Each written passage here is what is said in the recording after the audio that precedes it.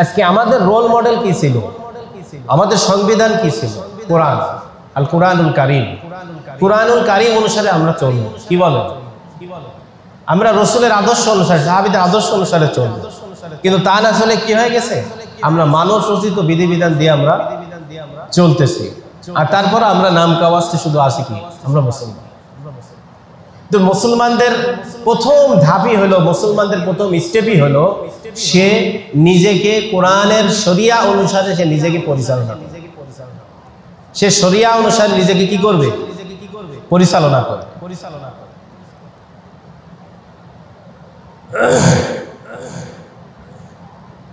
যেমন রাসূলুল্লাহ সাল্লাল্লাহু আলাইহি ওয়াসাল্লামের জামানা যখনই ইসলাম কায়েম হয়ে গেল, তখনই একে একে ইসলাম বিরোধী যত আইন, যত মতবাদ, যত কুফরি, সমস্ত কিছুকে কি করা হয়েছে? সমস্ত কিছুকে সমাজ থেকে বের করে দেওয়া হয়েছে। সমাজের মধ্যে প্রত্যেকটা জায়গায় ইসলামিক কানুন, ইসলামিক বিধি নিষেধ আইন প্রতিষ্ঠিত করা হয়েছে। তো আমরা যতক্ষণ পর্যন্ত রাসূলুল্লাহ সাল্লাল্লাহু আলাইহি সাল্লামের জামানার আদর্শ গ্রহণ না করব, ততক্ষণ পর্যন্ত আমরা কামিয়াব হতে পারব না।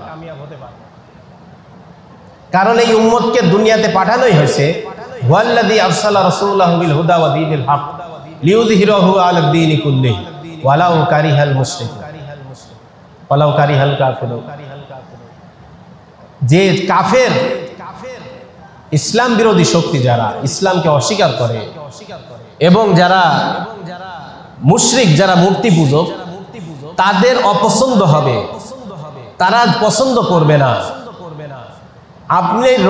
আপনি রসুলকে যে আমি দায়িত্ব দিয়ে পাঠাইছি দিনকে দুনিয়ায় প্রতিষ্ঠিত করার, সমস্ত আদর্শকে দুনিয়ার থেকে মিটাই দিয়ে মুহাম্মদ সাল্লাল্লাহু আলাইহি ওয়াসাল্লামের আদর্শ করে আল্লাহ তাআলার দেওয়া শরীয়তকে প্রতিষ্ঠিত করতে হবে। এই যে দায়িত্ব দিয়ে পাঠিয়েছি, এই দায়িত্ব মানুষের কি লাগবে না? কাফেরদের কি হবে না? পছন্দ হবে না। মুশরিকদের কি হবে না? মুশরিকদের পছন্দ হবে না। এটা আল্লাহ রাব্বুল আলামিন কি করে দিয়েছেন? জানায় দিয়েছেন। তো আমরা যখনই প্রকৃত দ্বীনকে প্রতিষ্ঠিত করতে যাব, প্রকৃত ইসলামকে প্রতিষ্ঠিত করতে যাব নিজের এলাকার মধ্যে, নিজের সমাজের মধ্যে, নিজের দেশের মধ্যে, তখনই কি হবে? তখনই যারা ইসলাম এবং মুসলমানদের প্রকৃত মহব্বতকারী, প্রকৃত যারা ইসলাম চায়, তাদের ভালো লাগবে। আর ওই কুফার শক্তি, ওই মুশরিক শক্তির এই জিনিসটা কি হবে না? পছন্দ হবে না। তাদের কাছে এই জিনিসটা কি কঠিন লাগবে। আজকে সারা বিশ্বে মুসলমানদের যেখানে যেখানে স্থাপত্য আছে, যেখানে যেখানে মুসলমানদের বসতি আছে, সেখানেই কিভাবে মুসলমানদেরকে সঠিক আদর্শ থেকে সরায় দেওয়া যায়। মুসলমান শুধু নামে মুসলমান থাকবে, নামাজ পড়ার দরকার নামাজ পড়বে, চাইলে পাঞ্জাবি পরলো, চাইলে শার্ট পরলো, চলাফেরা করলো, চাইলে কিছু ভালো কাজ করলো, একসময় চাইলো খারাপ কাজ করলো, মানে ইচ্ছা। সে মনে করবে আমি তো বাস দিনদার, আমি তো মুসলমান, আমি তো ভালো পথে আছি। কিন্তু তার মানে ব্রেনে, তার মগজে এমন ভাবে ধুলাই করে তাকে ইসলাম বিরোধী অবস্থান তার দিলের মধ্যে ঢুকায় দেওয়া হবে। তার দিলের মধ্যে কি? তার দিলের মধ্যে ঢুকায় দেওয়া হবে, যেতে সে মনে করে আমি মুসলমান, আমি তো নামাজ পড়তেছি, আমি তো ইসলামের উপর চলতেছি, কিন্তু এই ইবাদতের উপর থেকে তার পরকালের কোনো উপকার হবে না। আজকে সারা দুনিয়াতে ইসলাম বিরোধী অপশক্তির যে চেষ্টা, তার মধ্যে এটা একটা পয়েন্ট, যে মুসলমানদেরকে এমন কিছু করে দেওয়া যায়। যেমন আমি একটা উদাহরণ দিই। আপনি যখন প্রথম নামাজ পড়তে আসবেন, তখন শয়তান চাবে আপনাকে নামাজ পড়তে না দিতে। যখন আপনাকে আর বাধা দিতে পারবে না, তখন শয়তান চাবে যে গোলেমালে নামাজ পড়ুক, অর্থাৎ কোরআন না শিখুক, আমল না শিখুক, ইত্যাদি ইত্যাদি। তারপরেও যখন দেখবে যে না, এই ব্যক্তি নামাজও পড়তেছে, সূরা কিরাতও শিখতেছে, আদবও শিখতেছে, মানে এই লোকটাকে আর ঠেকানো গেল না, তখন শয়তান চাবে যে এই লোক নিজে যা করে করুক, মানুষকে যেন ডাকাডাকি না করে। এরপরে যখন সে আরো 10 জনকে নামাজি বানানোর চেষ্টা করবে, তখন লাস্টে শয়তানের চেষ্টা হবে একে তো আর ঠেকানো গেলই না, সুতরাং এর নিয়তটা নষ্ট করে দাও, অর্থাৎ তার ভিতরে অহংকার পয়দা করে দাও। আমি তো কত সাচ্চা পাক্কা মুসলমান, সেই এলাকার মধ্যে আমি তো সবচেয়ে ভালো নামাজি, আমি তো সবচেয়ে দিনদার, আমার মতো আমল আল্লাহ আর আছে কে? এরকম আসে না? আমল করলে কিন্তু এরকম গর্ব এসে যায়। এই নিয়তের মধ্যে নষ্ট করে দিয়ে এখন আপনি সারা জীবন আমল করলেও কোনো কি হবে না, কারণ অত মানুষ দেখানোর জন্য, তখন গর্ব অহংকারের জন্য আমল করতেছে। তার প্রত্যেকটা ইবাদত হয়ে গেছে কি? অহংকার। তো ঠিক তদরূপ এই একই সিস্টেম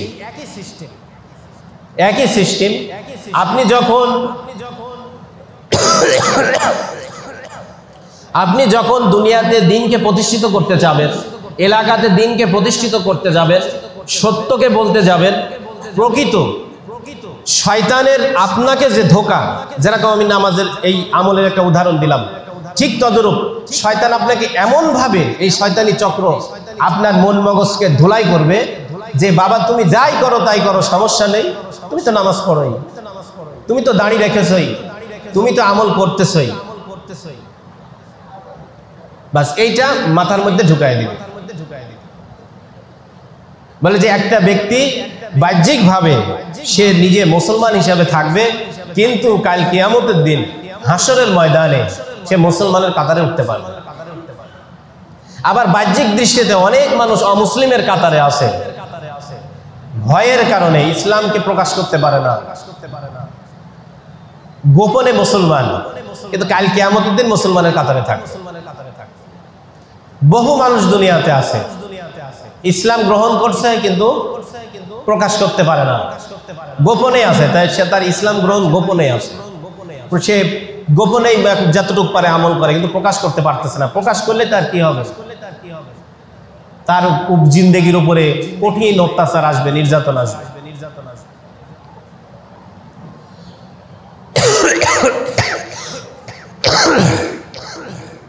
সেজন্য যখন শয়তানি এই চক্র সারা দুনিয়াতে মুসলমানদের বিরুদ্ধে আজকে যত রকম প্রচেষ্টা চলতেছে, তার মধ্যে একটা হলো মুসলমান সে নিজেকে মুসলমান মনে করবে, নামাজ পড়বে, রোজা থাকবে, দাড়ি রাখবে, অথচ ইসলাম থেকে বের হয়ে যাবে। কিভাবে বের হয়ে যাবে? যে মুসলমান হারাম জিনিসকে হালাল মনে করবে। কেমন? বলে সুদকে হালাল মনে করতেছে। সুদ বিভিন্ন সিস্টেমে কি হয়ে যাচ্ছে? হালাল হয়ে গেছে। ঘুষকে হালাল মনে করতেছে। বিভিন্নভাবে শয়তানের ধোঁকা, যে সোজাসুজি তো হারাম, ওই জিনিস স্পর্শ করবে না। কারণ একটা মানুষ যত খারাপই হোক না কেন, মুসলমান, তাকে যদি কেউ কুকুরের গোশ খাইতে দেয়, সে কখনো কি করবে না, ও খাবে না, এটা হারাম, তো তাকে অন্যভাবে খাওয়া। কেন? বলে যে আমাদের হাতে দুনিয়ার কোনো সেকশন নাই, সমস্ত সেকশন কাদের হাতে? তাদের হাতে। তারা আমাদেরকে এগুলা করে আমাদের ঈমান আমল নষ্ট করতেছে। অথচ আগের যুগের যারা মুসলমানরা ছিল, তারা প্রত্যেকটা সেকশনেই তারা ছিল কি? মজবুত। প্রত্যেকে কোরআন হাদিস জানতো। এর মধ্যে কেউ হয়তো ডাক্তার, কেউ হয়তো ইঞ্জিনিয়ার, কেউ হয়তো বিজ্ঞানী, কেউ হয়তো দার্শনিক, কিন্তু সবাই ছিল কি? সবাই আলেম ছিল। দিনের শিক্ষায় সবাই শিক্ষিত ছিল, কারণ তারা সমস্ত বিষয়গুলি কি জানতো। সুতরাং চিকিৎসার মাধ্যমে যাতে মানুষের ঈমান নষ্ট করতে না পারে, তো মুসলিম চিকিৎসকরা সেই ব্যবস্থা করত। ব্যবসার মাধ্যমে যাতে ঈমান নষ্ট না হইতে পারে, হারাম খাদ্য, হারাম ব্যবসার সিস্টেম যাতে মানুষের মধ্যে না আসতে পারে, সেজন্য মুসলিম ব্যবসায়ীরা চেষ্টা করত।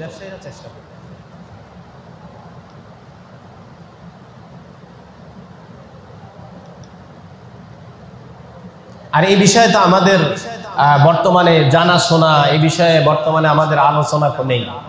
মানে আমরা যে কি বলবো, কোরআন হাদিস যে আলোচনা করব, কোরআন হাদিস জানবো, শিখবো, কোরআন হাদিস জানার জন্য একটু সময় দেব, ওই পরিমাণ মন মানসিকতা কি আছে? নাই। সেজন্য আমরা অনেক কিছু ভুল মনে করি, আমরা না জানার কারণে অনেক কিছুকে ভুল মনে করি, যে মনে হয় এটা এমন হবে কেন? কিন্তু যখনই আমরা উলামায়ে কিরামের কাছে যাব, বসবো, দেখব, তখনই দেখা যাবে যে আমাদের সামনে বিষয়গুলো পরিষ্কার। যেমন হযরত ওমর রাদিয়াল্লাহু তাআলা আনহু, ওনার জামানায় যেই ব্যক্তি যেই ব্যবসা করবে, ওই ব্যবসার ইলম না অর্জন করা পর্যন্ত তাকে ওই ব্যবসা করার অনুমতি বাজারে দিতেন না। তুমি আগে বাজারের ইলম শিক্ষা করো, এরপরে কি করো? এরপরে বাজারে ব্যবসা করো। তুমি যে এই বিষয়ের কোরআন হাদিস জানো না, তাহলে হালাল হারাম তুমি তো, তোমার কাছে জ্ঞান নাই, তাহলে তুমি ব্যবসা করতে লাগলে তুমি নিজেও হারামের মধ্যে লিপ্ত হবে, কাস্টমারকেও হারামে লিপ্ত করবে। বলে যে বিয়ে হবে, তো বিয়ের আগে তুমি বিয়ের ইলম শিক্ষা করো, না হলে ওই একটা মেয়েকে নিয়ে এসে তাকেও তুমি কি গুনার কাজের মধ্যে লিপ্ত করবে, তুমি নিজেও কি গুনার মধ্যে লিপ্ত হবে। তো প্রত্যেকটা বিষয়, তো আমাদের আজকে প্রত্যেকটা এরকম স্টেপে ধাপে যে আমরা প্রত্যেকটা বিষয়ের মধ্যে যে আমরা কি বলে সঠিক জিনিসকে শিক্ষা করব। সাহাবায়ে কেরাম আসলে কি করছেন, আল্লাহ রাসূল সাল্লাল্লাহু আলাইহি ওয়াসাল্লাম আমাদেরকে কি শিক্ষা দিয়েছেন, এটা যদি প্রত্যেকটা বিষয় আমাদের সামনে থাকতো, আমরা যদি সঠিক প্রত্যেকটা বিষয় শিক্ষা করতে পারতাম,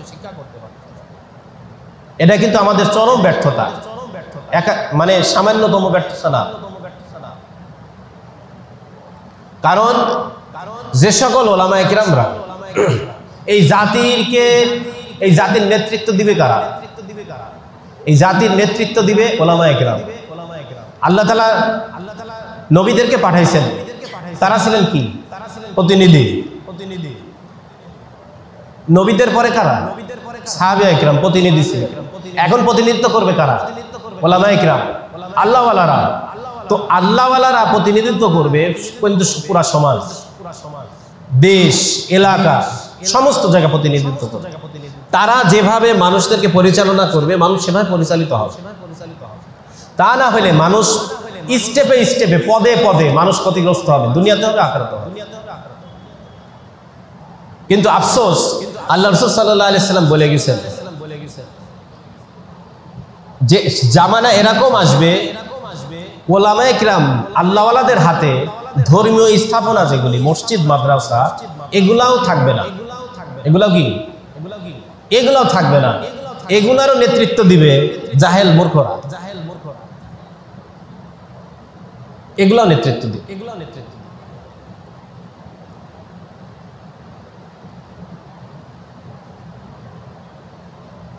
আল ইয়াউমা নাদু কুল্লু উনাসিন বিইমামিহিম, আল্লাহ কোরআনে পাকে বলছেন তোমাদেরকে কাল কিয়ামতের দিন তোমাদের নেতার সাথে, তোমাদের প্রধানের সাথে তোমাদেরকে তোলা হবে।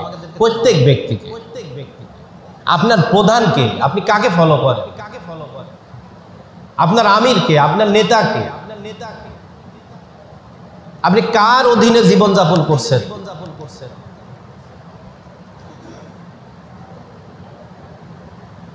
সে কি দেশপ্রেমিক ছিল না দেশদ্রোহী ছিল, সে কি আমানতদার ছিল না খিয়ানতকারী ছিল, সে কি আল্লাহ এবং তার রসুলের পক্ষে ছিল না আল্লাহ রসুলের বিপক্ষে ছিল, মসজিদ মাদ্রাসার জন্য সে নিবেদিত প্রাণ ছিল না এর বিপক্ষে ছিল, সে দিনের খাদেম ছিল না দিনকে ধ্বংসকারী ছিল। প্রত্যেককে তোলা হবে। তো উলামায়ে কেরাম যারা, তারাই যদি দিনের মানে নেতৃত্ব দিতে না পারে, তাহলে এর থেকে মানে ব্যর্থতার কিছু নাই।